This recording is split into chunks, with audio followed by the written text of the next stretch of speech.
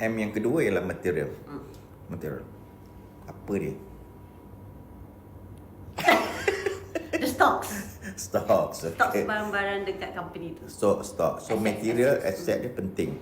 Kita kalau kita ada buat servis untuk hantar barang.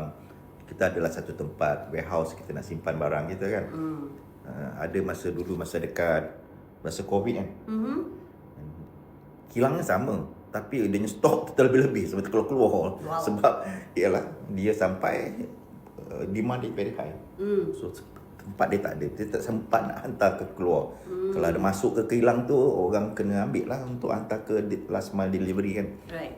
Benda macam itu dia mungkin dia tak tahu barang yang sampai terlampau banyak. Kalau dekat kedai kita nak tahu juga barang-barang yang kita jual kat kedai ni cukup stok atau tidak. Kan? Kadang ni kurang tapi kita tak tahu. Macam mana kita nak detect? Kan?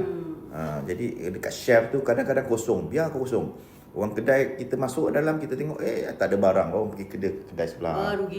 Rugilah dia kan.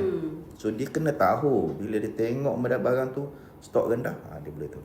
Yes. So IoT boleh menyelesaikan masalah ini kan. Kadang-kadang dia guna sensor, kadang-kadang guna kamera kan. Yes, and actually also to take care of the materials itself lah kan doktor kan. Macam kalau barang-barang dia jual sayur-sayur